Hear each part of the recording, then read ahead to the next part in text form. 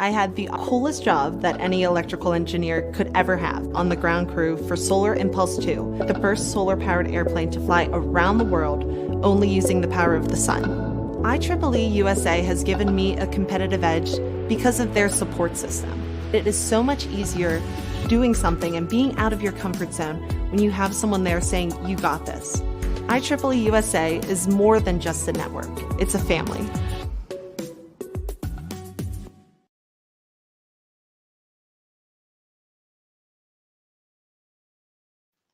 Good afternoon, everyone, and thanks for tuning in to today's IEEE-USA Livestream webinar, The Ultimate Upgrade Essentials Startup.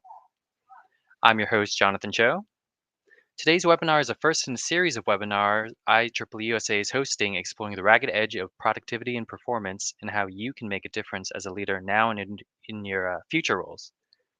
IEEE-USA's goal is to create programming that is valuable, relevant, and of interest to you.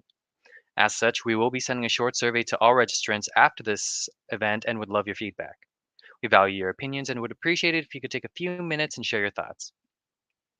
Joining us today are IEEE members Dr. Terrence Yeo and Aaron Lin. Dr. Yeo is a scientist at FTS International, which has been named by the Washington Post as one of the top workplaces for the last 6 years, and has held a variety of roles in systems engineering, R&D portfolio management, program management, and corporate strategy. He's even developed his own YouTube series, Yo on the Go, and has recently published the Ultimate Upgrade Essentials ebook series, which you can find in our IEEE USA shop, which I'll provide the link to shortly. Aaron is a co-founder of Startup East Bay, a mentorship network of community-minded students, faculty, staff, and alumni of Cal State East Bay, dedicated to promoting innovation and entrepreneurship in the East Bay and beyond. From student leader to professional volunteer at the Oakland East Bay IEEE section, Aaron has applied what he's learned from Startup East Bay to his professional experience for the last 8 years. Without further ado, I will now pass it off to our presenters. Welcome, Terrence and Aaron. Glad you could both join us today.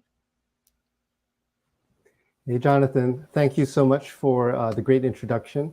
The purpose of this talk is imagine yourself right now. Your career is a vehicle that you bought off the lot. Either it's a new car or a used car, and you've just gotten the keys, you're driving off the lot, and you're excited to drive it and push it to its limits. Now imagine that you've just taken it then straight to a tuner. And there's a bunch of guys there who are looking to upgrade the components of that car, change the suspension, increase some of the throttle response and the horsepower, and then train you to drive that car as a professional. Now your career can zoom, can go to places that you never ever dreamed of going. That's what this purpose of this presentation and this series is about. The ebook series that Jonathan mentioned is a result of my tenure as a 2021 IEEE USA Innovator in Residence, and is based on that YouTube series that he mentioned, where I compared upgrading my Mustang and applying those same principles to strategy to productivity and career development. I'm super happy to share that IEEE USA has published the first book. Great shout out to Georgia Stiletto. Thank you so much for your copy editing and all of the care that you've put into this book. And it can be found in this QR code today. Here, it's free for all IEEE members. So if you are one, go ahead and get a free copy. And if you're not one, consider becoming an IEEE member in order to access all these great resources. The first book talks about the human condition, how we're built, what satisfies us, what drives us. And I think you'll find that in this presentation, we'll be melding the human condition with startups and how startups actually work very well and dovetail with the human condition to get us to that next level. In order to understand startups, I'm bringing on a special guest, Aaron Lin. Aaron is the co-founder of that Startup East Bay, and he's had 8 years in his career applying startup principles to his work, and currently works in data governance and quality at Workday. So Aaron, let's go and start at the very beginning. Thanks for coming on board. Tell me about your beginnings and where you're at. Yeah, thank you, Terrence. We're going to start the story in college. The first year of college, I was studying at UC Santa Cruz as a double E major. And at that time, I was not involved with IEEE at all, and did not do so well. And I ended up dropping out of college. But I was able to go back to UC Santa Cruz and complete a philosophy degree. I noticed that going into philosophy, it's not so great in terms of job market. And I went back and did a second bachelor at Cal State East Bay. And I quickly knew that, hey, I need to make friends. I need to make other engineering friends to be able to complete this STEM education degree. And I'm very fortunate enough to be involved with IEEE and with the student branch, and leadership connected me to people that are interested in startups and gathering the community, building projects, and being able to launch them. So I will talk a little bit about Startup East Bay and the events at a later point. The events such as Startup Weekend and like TEDx and innovation resource fairs. But I just want to point out that since then I have worked at Genentech and then UPS as an engineer, and then now I'm at Workday as a data analyst.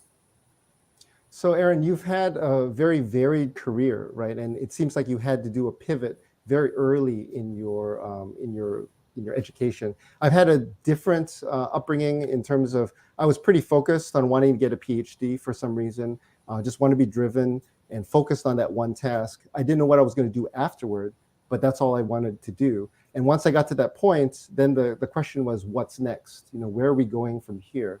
And I think I see that we all have very similar beginnings in that there's a pivot in our lives that occurs either in the beginning of our careers or middle of our careers. There are always these micro parts that get us to that next step that maybe we either planned or was unexpected. And one of the examples I give is I was not expecting to work for a EE professor. I was a material scientist. I actually wanted to be engineering physics in the beginning, but I decided to change a couple times along the way.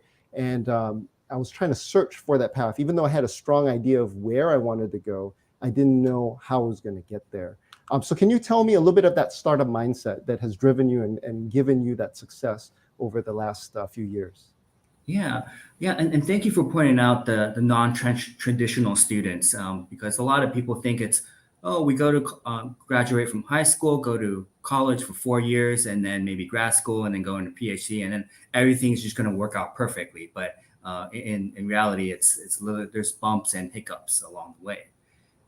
So in terms of the startup lifestyle, I was very fortunate enough to meet the founder, Jerry Chang, and he definitely shared the vision, the mission, and even the values and goals. So I would begin. We would begin by gathering the community, right? So if you think about startups, there has to be a startup ecosystem. Who are going to be the people that's going to be supporting the community? And it's very important to note that we share resources. What does it take to launch a startup? We require all sorts of resources, different majors from engineering, business, to even arts and design. And who's going to be able to fund these ideas, fund these businesses? Then we can tap into, like, is it necessary from the university, or is it government, or is it even from the venture capitalist? Ultimately, we are trying to solve a social problem or trying to solve a business problem, right? I would love to go into the events that we have done, such as Startup Weekend. Is that? Yeah, we can jump to that. Yeah. So one of the events that we host is Startup Weekend, and it's a global. It's a global event that anyone can organize and anyone can attend. So it's not secluded to one particular area. And we were very fortunate enough to, let me backtrack a little bit. In order to host one of these events, you actually have to attend one. So that's one of the main criteria. And our founder, Jerry Chan, was fortunate enough to go to Cal Poly, who probably had the first Startup Weekend hosted in California state universities. And he was able to bring this idea back to Cal State East Bay, which is in Hayward. So a little bit about Startup Weekend. Essentially, it is a 54-hour hackathon. That's for the engineers, but it's more than just a hackathon, right? People, entrepreneurs get together and maybe they have an idea and they pitch that idea so that they can build a team around that idea. It might be a case where this idea is so far beyond our understanding and not everyone can understand it. So there's a lot of communication involved, right? And once we're able to get the buy-in from the community, then we have to form the teams. There's a lot of management, a lot of communication, leadership involved. And ultimately, we want to validate the idea or validate the business plan. Is this sound? Does it actually make money? Do people want to buy this product? And on the third day, so again, it was 54 hours. On the third day, the team will present the business plan to a panel of judges. Very similar to, Terrence, have you seen the show Shark Tank? Yeah. Yeah, so it's exactly like Shark Tank. It will be asked really hard questions, and the panel of judges are mostly made up of VCs. It could be faculty. It is also government entities that could potentially support these startup teams to become actual startups. I can very much see that in what you're sharing in terms of the process of a startup and all of that portion. The lifestyle is a group of people. It is not, you're not a lone ranger working towards an envision. However, you do have a very singular vision that's unique and that has that angle that no one else has found. I think that's a lifestyle choice by a lot of us. There are many times that we can kind of be going through life and in our careers, just grinding through. And in this age of gamification, we're really focused on what's the next step? How do I do this? How many things do I need to check off before I get my next upgrade, like a promotion or what have you? And I think we have to get out of that lifestyle mindset of we're going to tick off these boxes, we're going to walk towards all those games in order to get into a new realm, a new idea. Kind of the original way things were before corporations came in. I think that's where that melding of the original human condition comes into play. And I want to talk a little bit about that, Aaron, is that the human condition really focuses on, for me, the Maslow's hierarchy of needs. When you first start off, you're looking for food and clothing. You're looking for shelter, right? So food and clothing is kind of that first step. You're looking for shelter. Then you're looking for relations with other people. You're looking for self-esteem. And then lastly, you're looking for the crazy thing, which is self-actualization. That is such a broad term, but it's what drives our economies and what drives our way of thinking. And with that, the self-actualization is very unique because it is so broad, right? Once you've done away with all of the day-to-days, there is somewhat of an abyss there. And I think that's where startups and entrepreneurship comes into play, because you have an idea that will improve. And that's very similar to what IEEE does, right? We're advancing technology for the benefit of humanity. And we're doing that on the shoulders of giants, technological giants. And we're looking, what's that next step? What's that next step? So I see that as a lifestyle that we should look into for our careers, because our careers are not just the pedestrian engine that drives us along the street. There are all these other roads out there, but some of them go off-road and you'll need special tires for that, special suspension, and others are really, really great straightaways that you want to go and accelerate as fast as possible. Sometimes you need to swap things out here and there. Sometimes you need to get training in order to be able to make that hard turns and be able to do things without flipping your car over. I think that's where the lifestyle comes into play. It's not just having people around you, but also understanding that there's something out there that we haven't seen before. There's a blue waters that's out there without having all these sharks finding you. And I think the Shark Tank idea that you mentioned, I think is a really great analogy, because you have the sharks are not really sharks to eat you up. They're really the mentors and the ones that see and figure out what is your business case, and does that business case have enough, legs to get to the finish line, and if not, what do they need? And that mentorship and that understanding of not only yourself but also the business, right, will get you to that point. And I kind of see that's what Shark Tank is that there are mentors that see that business case. What are your thoughts on that? Yeah, I neglected to mention that startups are not easy. And when you mentioned mentorship, this whole program is really involved. Just like we mentioned, it's all about mentorship. Shall we go into entrepreneurship and? Sure. So I think definitely that's one thing I want to draw out. As you said, it's not easy. I think the lifestyle that we all have, I think we naturally want to go into easy, but we'll find that we'll fill those things with just random things. And if you look at the economies of today, we're starting to increase of less productivity once we've gotten all those productivity gains, and we're going into leisure. And leisure is great. Leisure is good. We'll be talking about that at the end of this talk. But I think there's an important point there, is that we should, once we've maximized our productivity, look for those new things and have a vision of what the world should be, and then drive towards that. And so inside a startup, right, you can understand two guys on a couch, working on their day, outside their day job, but there are actually two ideas, and you mentioned this in some of our talks before, the difference between an entrepreneur and an intrapreneur. What are the differences and what are similar? Oh, okay. Yeah, I can share a general information about the two. So an entrepreneur is kind of like they're the ones generating the vision and then executing and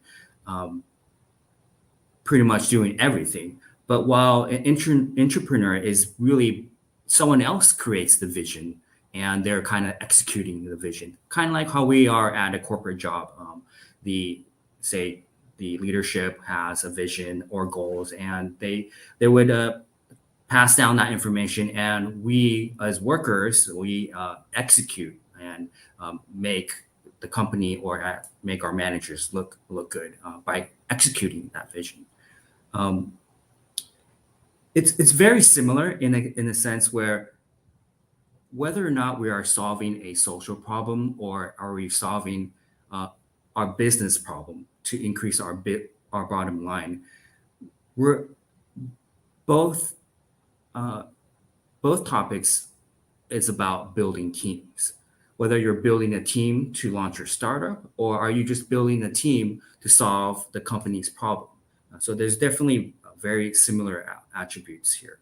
And we already mentioned about the vision. So they both have visions and having to execute on those visions. And I appreciate that you mentioned the relationships, because being able to, say, gather the community, or in entrepreneurship's perspective, you're gathering your colleagues so that we can work together, building that relationship with your colleagues.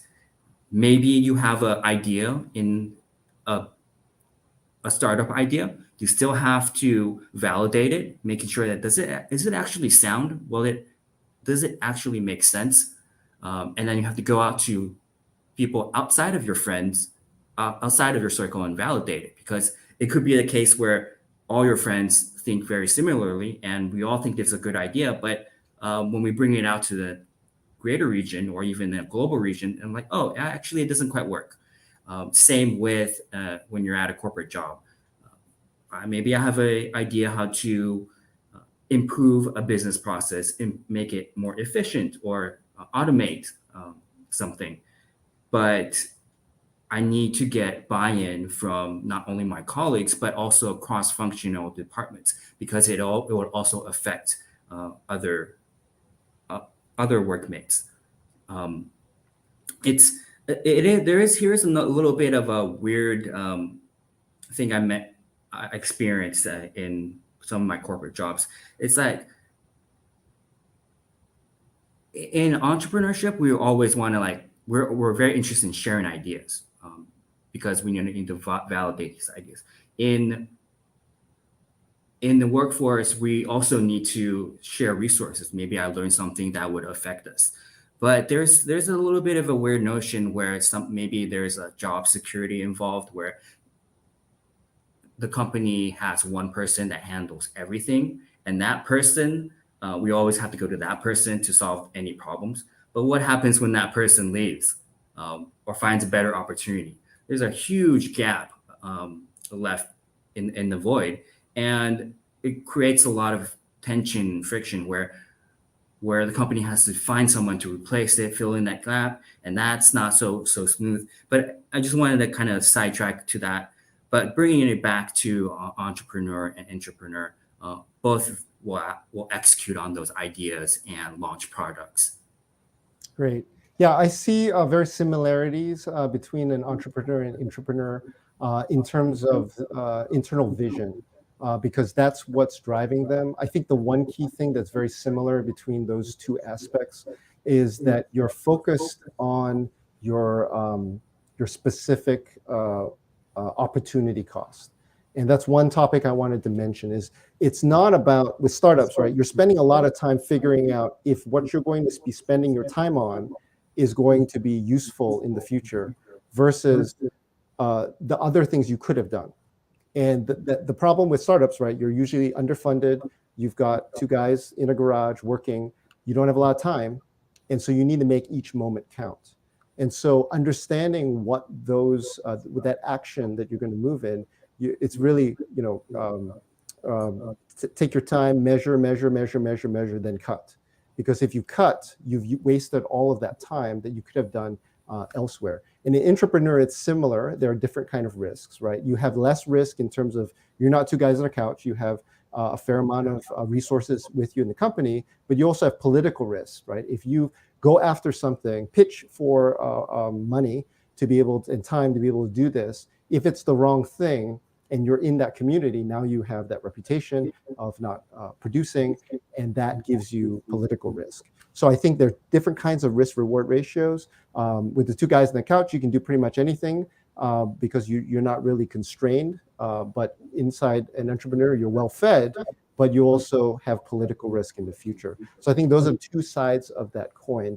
Both of them look at opportunity costs in order to figure out which one. And I did that when we were doing the IBM Watson AIX Prize with the company. We actually didn't pick that initially. We figured out, okay, we want to go after an X Prize because it has some real interest and bang to it. But which one?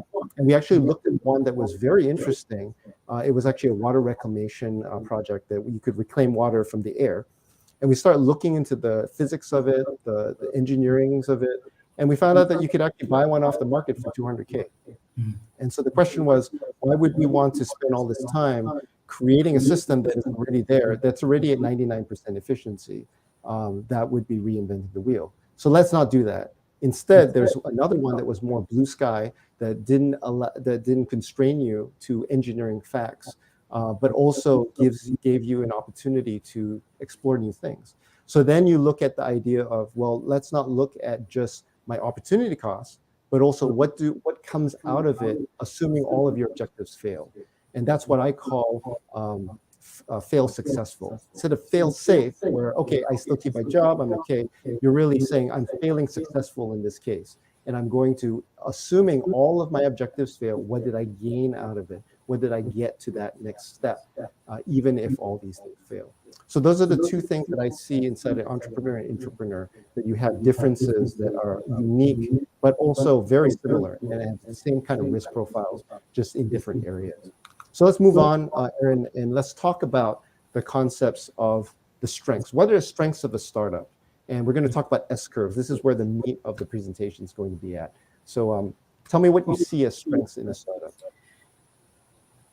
Yeah, Terrence, you mentioned that in startups, you maybe it is possible to have more freedom and make the decisions that you want. And But and while like working for a corporation, there are some restraints. But I want to point out that these are very transferable skills, because being able to say gather the community, gathering your colleagues, getting the buy-in is very important.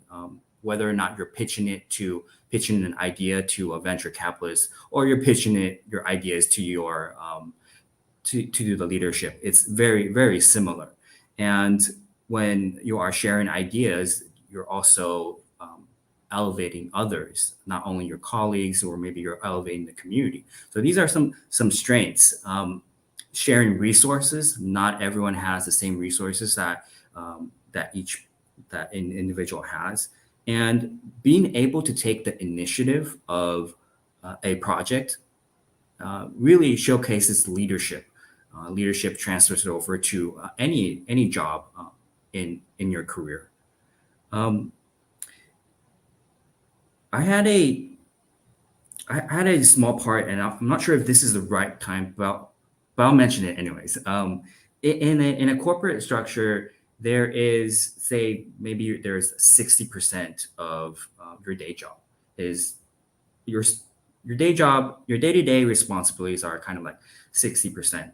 And what about, and if you're really good at your job, maybe that's like 40%, because you can do it very efficiently.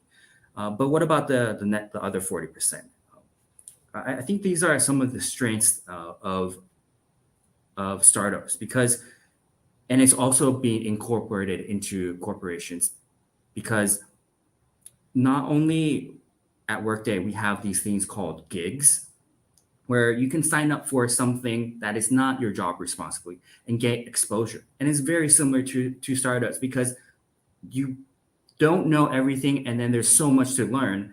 And it might be in a situation where you wear multiple hats. But in a corporate situation, maybe you're only focused in one thing, one particular thing. But then how would you grow? How would you grow and be able to learn new things, get promoted? You can do that by joining other teams and getting exposure.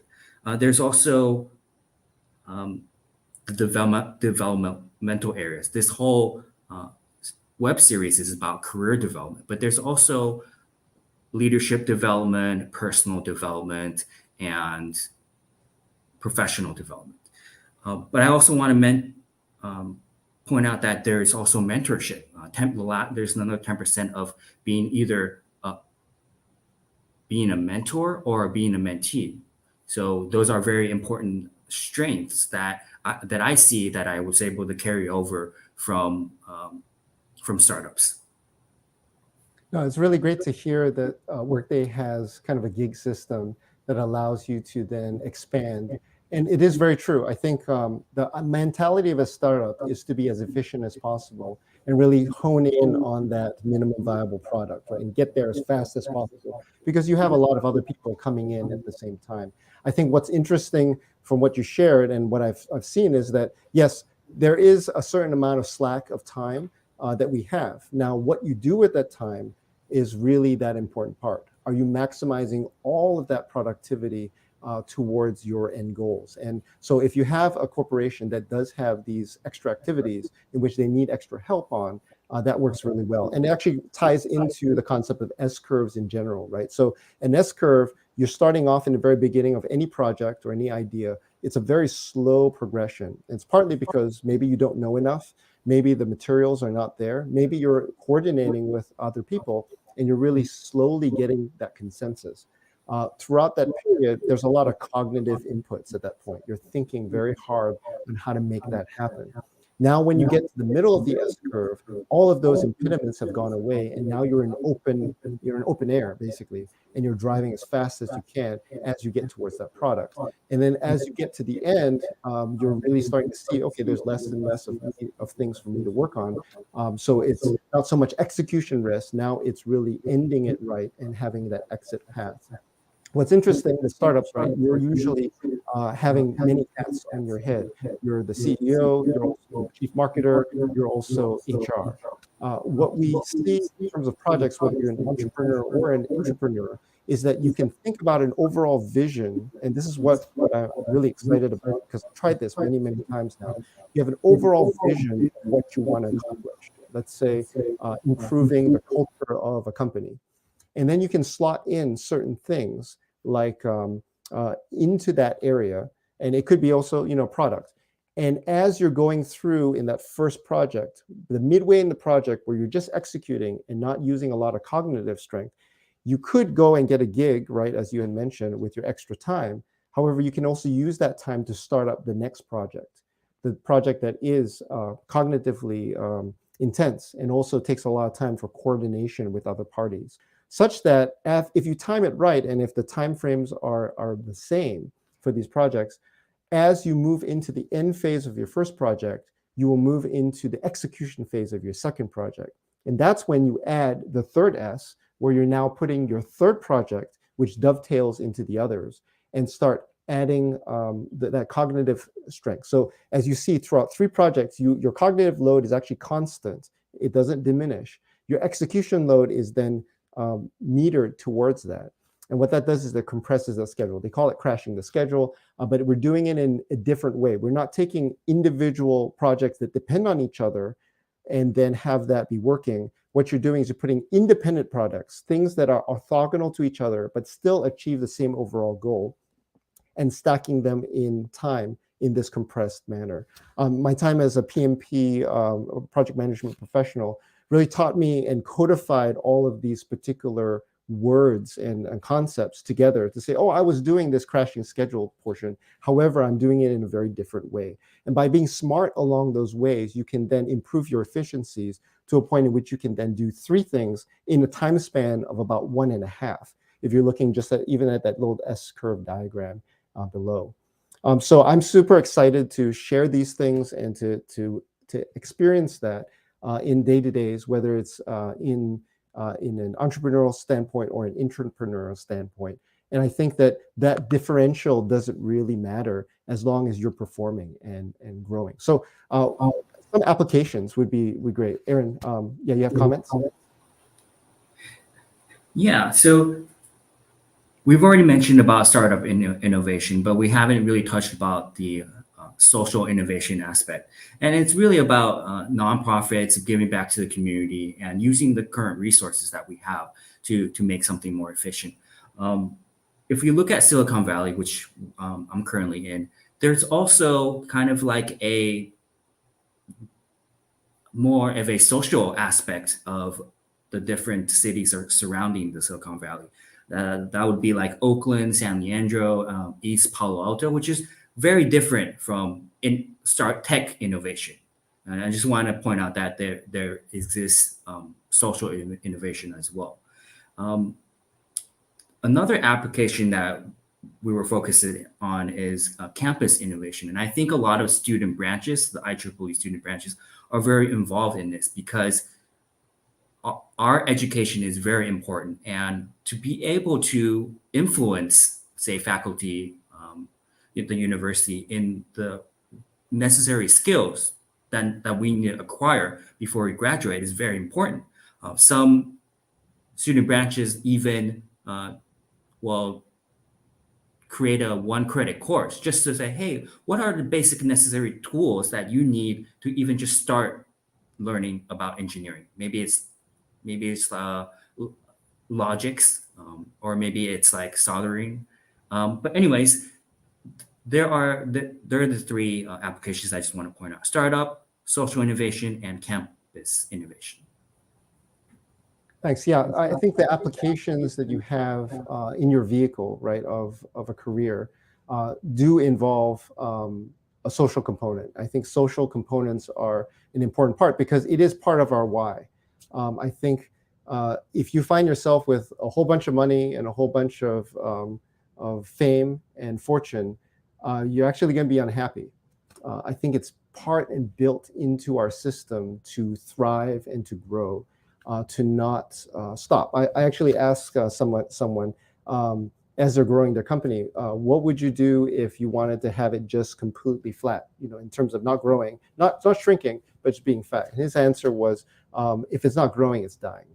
And I think we as a society inherently want to grow. We want to reach for the stars and be able to go into those areas. It's part of our DNA. And the startup mindset looks into that, right, and says, okay, you need to grow. How are we going to grow? Let's create new areas, new opportunities that no one else has thought of before. And I think I challenge all of us to think about what opportunities you have, both in your current career, your current job, or if you're looking and you're a student, in the future of the technologies that's there. What new thing that hasn't been thought of? What's there that hasn't been thought of? And then to go into there. I think that's also part of our culture, especially here in the United States, where we have a risk, not a risk-averse culture, it's actually a risk-positive culture.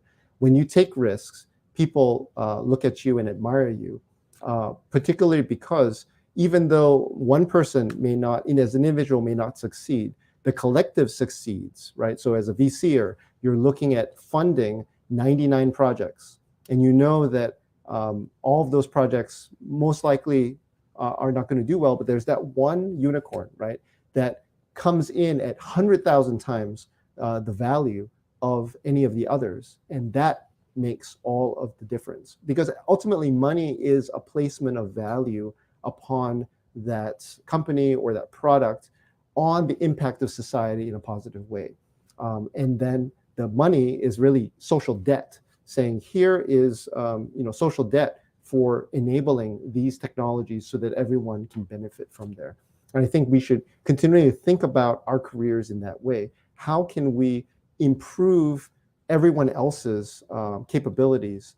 And then the social debt will come back in many different ways towards you. So it could be in money, it could be compensation, but there's also a deeper compensation that we have that we'll talk about much later in a few other sessions about mentorship and that role. So you mentioned earlier, and I just want to touch upon this again, the Startup East Bay events. Can you go into a little bit about TEDx Hayward and the Innovate East Bay? What's that about? Yeah, so this is actually our journey of getting started. And in order to gather the community, there was already events such as TEDx Hayward. It is essentially TED Talks, but it's framed in a way where it's the city puts it on as opposed to the organization. And this is a really great way to not only just share information and share ideas, because the whole premise is of TED Talks is sharing an idea, getting people together to listen to that idea and like, oh, okay, there are some interactions and relationships being built. And when we think about Innovate East Bay, it's essentially a resource fair. It's more about sharing resources. Well, if you have a startup, where are you finding the resources? Is it from the government, small business loans? Are you writing grants, or are you connected with VCs or pitching to VCs, essentially to get more funding to scale? And once we gather the community, share the resources, then we come up with some ideas that we want to build together in a social environment, right? And here is then the startup weekend, which is the 54-hour event that would take place. We don't have dates yet, but eventually we will have them soon. That's great, Aaron. When you're talking about this, it reminds me actually of some of the things I did inside the company, kind of as an entrepreneur, to create that environment where focused on developing technology for a new business case, right? So many of the times when you're working in a company, you have a specific business that you're grinding into, and that's very efficient, right? So you want to minimize costs, minimize overhead, and get to that. But by doing so, you then cut out all the other opportunities in the future. But as you mentioned, as you are able to do your job in 60% or 40% of your time, that extra CPU cycle, so to speak, should be focused on developing new ideas and new technology to go after new businesses. Because if a company isn't growing, either physically or technology-wise, it is dying, is waiting to be eaten by the next new thing. And so I remember I saw that chart going upwards, and we did the same thing. There's a lot of getting the word out, getting a buzz, getting some excitement, really sharing those things, and then building use cases, right? Things that are of interest to entrepreneurs. And I'm doing that right now with a side project that's inside the company, but really building some consensus and some interest. And when you get to the buzz stage, it gets exciting, but it's all event driven, right? In that you don't have a date. 8 months from now, I'm going to have X product and we're going to start selling this. It's more of a, let's get the word out, get some interest, feel where the field is in terms of is it the right time, and then execute a specific portion of that and build on that consensus and say, okay, we've got some people that are interested in funding this to take it to the next step. Okay, that the fact that they're giving us resources means that we're going towards a spot that is of interest to the community, and then building that until there is that case. And one thing I like to say is you can always build a glass house, right? An idea, and it takes you years to build it, and then people start throwing rocks and it all shatters. Another way is to build a bunch of glass houses, give them the rocks, let them throw it, and whatever's left standing is your structure. And sometimes it may actually be pretty messy, but other times it's a refined, solid structure that then can take you places. And that's what's exciting about the startup life, is that you can focus on that while having a day job and doing it inside your day job, or just dropping everything and working at it, and doing it both in a for-profit manner as well as a non-profit manner. So it's really exciting, encouraging to hear that East Bay is doing that and has continued to do that over the years. One thing that we had talked about over the years as we met in Future Leaders Conference was this thought of an exit plan, right? And tell me a little bit about that conversation that we had and what your thoughts were at the time. Yeah, I remember the advice that you gave me when we met at the conference. You know, as a student who's interested in advancing my career, we've been doing this startup East Bay for more than 5 years, and there has to be some point where we're not affiliated with the university anymore, and we really shouldn't be the ones leading this organization. And my main concern is, what if I just let it go? Because you know how you have startups that say don't necessarily have the funding anymore, and they have to do massive layoffs, or they get acquired, which also removes them from leadership. And how the question was, how do I remove myself from a startup that I've invested so significant time in it, and be able to exit and focus on other things?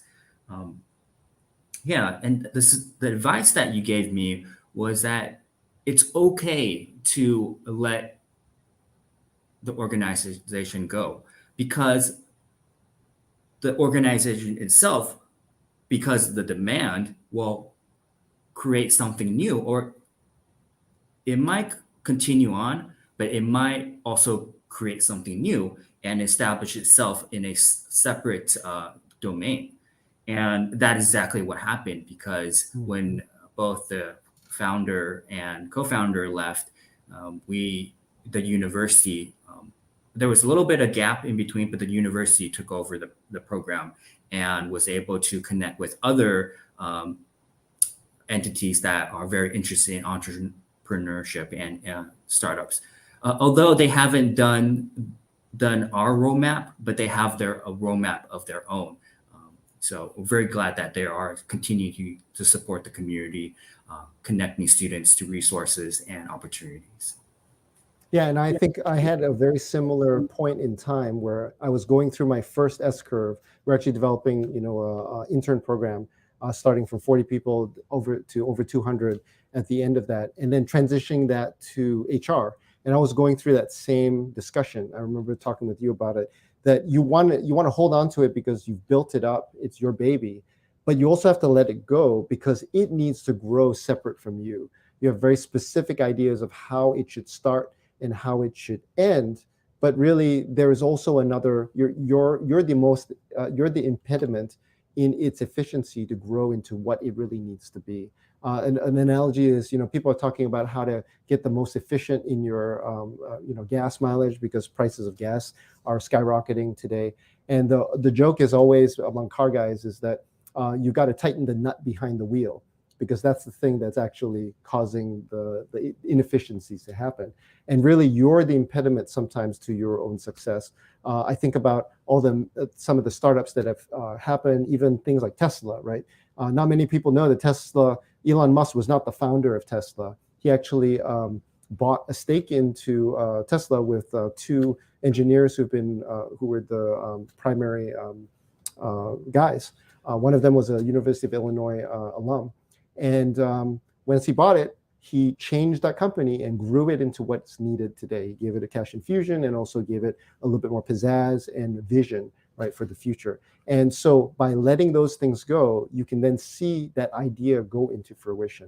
I think that is an exit strategy for the career, the path, but also for yourself, because then what do you do with yourself? So some people decide to go into future things, new ideas.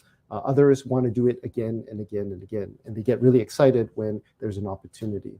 I don't know what your experiences are, but I'm excited because a lot of the things that I've done in the last few companies, I've been able to apply it to my current company and be able to understand the good things and also the gotchas, so that I can tailor these things so that the overall vision of the company is supported in their unique way, inside their unique culture.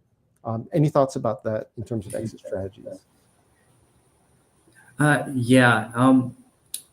The days of going to a company and retiring from that company, I believe are over. And majority of our millennials and Gen Z, we're not looking to stay past, say, 3 or 5 years. And we've noticed that there's a trend is that it's not necessarily we're job hopping. It's more like we want to go in and we want to give it our all and learn as much as possible, do as many projects as possible. But at some point, we're going to say, okay, it's time to move on. We want to do something else. And I agree with you. I think it's like it's important to have that exit strategy, because it has to be inside of your development plan or your future plans. Yeah, I think it's important to know that there's always a beginning and an end to anything, whether it be a business, whether it be a tenure at a company, whether it be a friendship. Those things, I think having the end goal and end state tailored allows you to then move throughout that period with intent and focus. For me, I'm in a different kind of generation. I'm more focused on event-driven things, in that the career is a continuous form. It can jump from one company to another. Me staying at one company for 16 years and making a leap to another company was a big deal.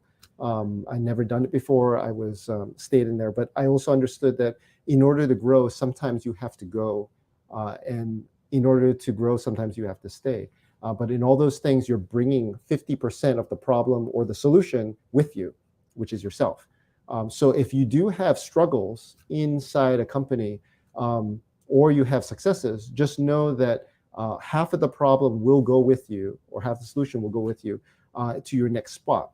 And if you start to see those same things come over and over again, maybe it's you that needs to be changed and needs to be upgraded. And that's what all of this series is about. And we'll actually be talking about a lot of that in the next webinar, focused on self-assessment and knowing yourself. Aaron, this has been a really, really good conversation that we've had. But in all of these things, you can only go so far. The human condition is we have a desire to work and serve and do, but we are limited creatures. There's always a point in which we need to stop. Can you comment about some of that time when you were thinking about the exit strategy and meditation and rest?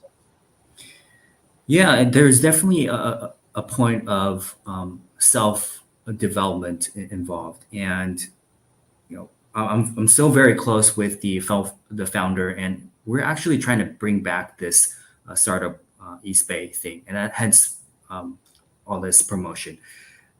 But it's very important that I do some self-reflection, and there was actually a criteria kind of mentioned between the founder and the co-founder, is that there is something that I need to figure out myself, and there's something that he needs to figure out for himself. And we agreed that we're going to take a break from all this community building. And I'm also a Landmark graduate, and that was one of the conditions, is that, hey, you need to figure it out. If you can't figure it out, there are some resources. And I did this program one year ago, and a lot of things kind of fell in line, but maybe that's a conversation for another time. I just want to point out I did do some self-reflection and self-assessment. I think the issue we had with stacking your S-curves together is that you increase risk, right? You can minimize that by making them orthogonal, minimize that by making sure that they're cognitively spread out in time. But ultimately, you're going to be doing, you're at the edge of performance. And by doing so, there's this thing called knock inside combustion engines, in which the most amount of power comes right at that point in which you get knock, which knock is when you have a pre-detonation of your fuel in a way that then can actually ruin the engine. When you're at that rugged edge, and there's a lot of scientific literature on this, it typically runs, if you're running like 60-hour weeks or 80-hour weeks, you could do this no problem for 5 to 6 weeks. And you're running, you'll get tired and you'll get minimal sleep, but you can do that and you'll be about 80% efficiency at the very end. But at a single point, and you never know what day that happens, you will hit this wall. And I hit that wall a few years back, working 60, 80 hours a week. And when you hit that wall, your productivity goes to zero. In fact, it actually goes negative because you start making so many mistakes that you're trying to fix those mistakes, and those mistakes need to get fixed, and so on and so forth. And so you end up saying, I got to take a break, I got to rest. But the problem is that rest period now goes on for 6 months. It's like 4 times more of what you were performing at. And so your net work across that time is actually negative, right? Versus just performing at a regular pace. I think we as humans have this reserve, much like you have a bank account and you go to the ATM every day and you pull out $100 to be able to spend on all your daily needs and you look fine. And every day you're doing that, but you don't know exactly how much you have in your bank account. The ATM is a little blurry on that every time they print it out. And then you're just going to hit this one day where suddenly you don't have any more money and you can't buy anything that you need. And now you're trying to figure out where to live and everything starts to fall apart. I think that's very similar to our human resources that are inside ourselves. And so meditation and rest is a very important part of the startup lifestyle, is to know when you get to that edge, minus 3 weeks or 2 weeks, and then say, no, I'm going to pause. I'm going to build my reserves. And I think that's where having a partner is very useful, because then they can pick up the slack. And I've seen that in my entrepreneurial project I've been working on the last year or so. There are days that are really slow, and I can't even just look at it and do the work. I know what needs to be done, but I say, oh, I'm just going to wait. I'm just going to take a walk. I'm not going to do work this week, even though all of these things tell me you got to get this thing done. We got to get a demo together. We got to get some interest. But I said, you know what? I'm going to take this week of rest. And that's been really useful because it allows you to then get new perspectives. And then now you have all these different ideas that you can then run down and then triage to that opportunity cost like we talked about, so that then you can get to that next level. So yeah, Aaron, it's been really great to chat with you on this. We only have a few more minutes before the Q&A. Just wanted to post up some of the things that we're passionate about.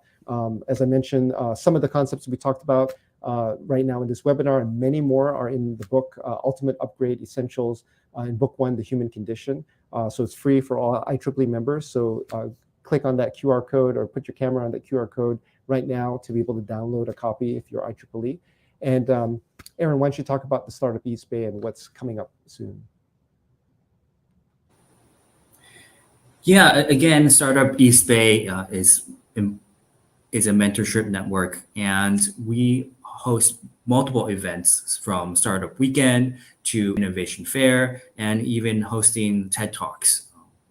So, as I already mentioned, the Startup Weekend is a global event. It's 54 hours where students, entrepreneurship get together, brainstorm a business plan, and pitch it all within 3 days.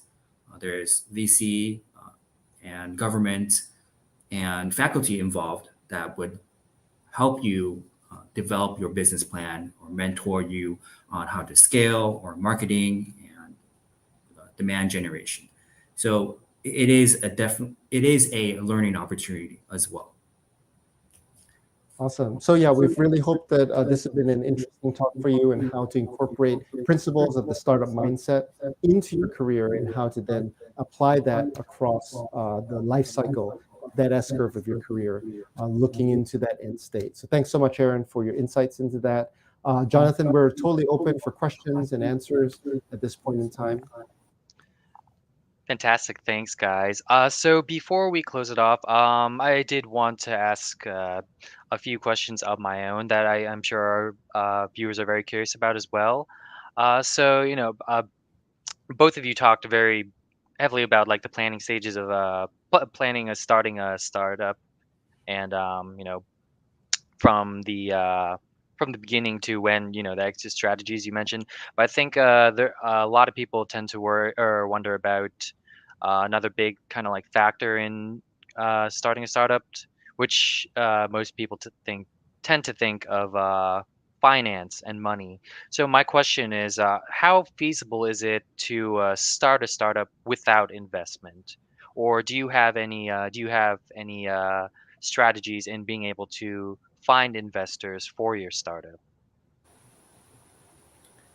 I can take that. So there's a notion called bootstrapping, and essentially you're basically taking this on by yourself, but also asking family and friends to donate to your cause, to your startup.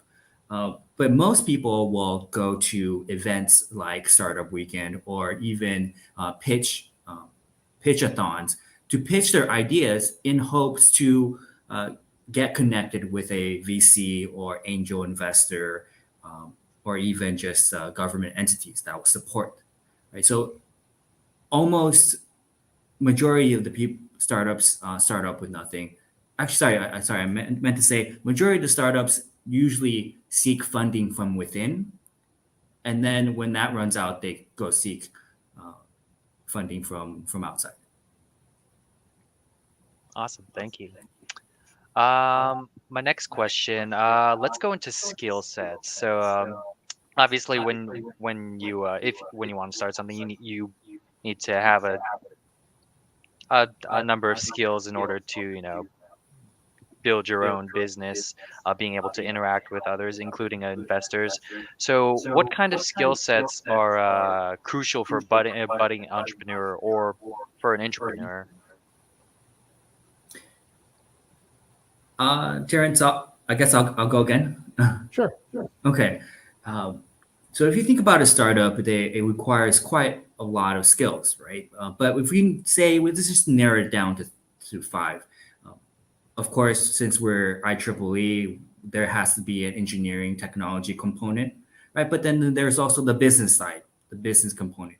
And it ranges everything from HR, management, finance, accounting, even public relations, because like communication skills is very important. But there's also the design aspects. There's human-centered design, or even just being able to create the logos of the company, right? So there is a creative portion to it. Sorry, I meant to say three. If we just narrow down to three: engineering, business, and arts. Yeah, and I would add to that a specific skill sets can be gained along the way, right? The bootstrapping method can apply also to your experience level. I think stacking your skill sets is an important part of being an entrepreneur or an entrepreneur inside a company. For me, I always was interested in gaining new skills. So I said, well, I don't really know too much about video editing. So let me try to set up an environment in which I start to do video editing. And then I started to do a YouTube series, right? And then I said, well, let me see if I can figure out how to get more time presenting. So then I said, oh, let's try to do some webinars. And I think your enthusiasm and your willingness to learn is an important skill. It's not really a skill, it's actually a mindset that allows you to then break down those barriers of saying, I don't have that skill, so therefore I'm not able to do these things. You just say, I don't have that skill yet. What do I need to get to those areas? And I think that is where you level up. That's where you upgrade your vehicle of life and then drive that to places that you never expected. I never expected to be working as a consultant internal to a company with the CEO and strategy office. I never expected to start an incubator, tech incubator inside the company. I never expected to work with interns and enjoy it and find that mentorship was such an important part of careers and of life, how it analogizes to real life circumstances and family. I think these things you never understand about yourself until you just try it. And I think the best answer for me is if you've got a left turn and a right turn, or rather a straightaway and a new idea, take that other road. If you actually hate it, you'll know pretty quickly, and you can just go back in reverse and go back on your regular road. There's no qualms about it. But if you never took that road, that's worse because you never knew what you didn't like, and you never know what you're going to, it doesn't allow you to grow in that manner. So I think having that startup mindset is an important part in that skill stack. Awesome. Thanks, guys. My final question for both of you, and feel free to jump in, whoever wants to jump in first. So, what's the first bit of advice you'd give to someone who's starting their own business?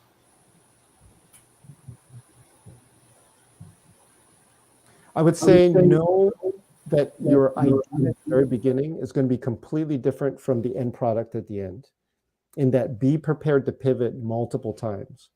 And in that, always be open to change, both change on the market conditions as well as change of yourself. And I think that goes into that risk factor, right? We talked about earlier, that always know where your fail successful portions are in this risk factor. So if you're going to go all in, make sure that you have enough resources to stay in the game for that full time. Don't stretch yourself in that manner. Maybe you want to wait another year or so to build those resources in a regular day job or what have you while you're looking to it. And then while you're in the day job, see if there's actual interest inside your company or your collective that can then do funding and resources for that. Because if you're working in the job that is very similar to the ideas that you have, and if we're IEEE members and we're in tech, typically those things are line up. And you might find some portions of that will be synergized, and then you can have both the freedom to do new things, but also have the reduced risk of day-to-day funding. Great, thank you. Aaron, how about you? What would your first bit of advice be? Yeah, I've heard this from other co-founders and founders before, and sometimes we're so involved in all aspects of the business, and we forget that there's really one most important thing is creating the right vision, the right company culture, and so that our members or our coworkers can have really good work-life balance, if that's one of your goals or values. I just want to point out that it's important to establish the vision early on so that people can understand and feel comfortable and be able to create that relationship with one another as a coworker. Good to know. Thanks, guys. So, folks, unfortunately, we are out of time. I know we could go into this topic for forever, but I can assure you that we will definitely bring Aaron and Terrence back on for in future webinars as well. So, Terrence and Aaron, we really appreciate you both joining us today and giving your insight into the startup lifestyle. I think it's safe to say our audience can look forward to much more in the upcoming webinar series as well. So, can't wait. Thanks so much. Thank you. And thank you to our webinar, excuse me, for everyone attending our webinar or today's live stream webinar, excuse me. As mentioned at the beginning of the webinar, we will be sending a short survey to all registrants after this event and would love your feedback. Our next webinar in our Ultimate Upgrade Essentials series on self-assessment will be on Friday, August 26th at 2 p.m. Eastern. We'll be going over self-assessment techniques, tools, and resources to give you insight to plan and obtain a fulfilling career. The registration link has been provided in the comment section as well. Please don't forget to like and subscribe to our channels on social media and check back daily for future live stream updates. Have a great rest of your day, everyone.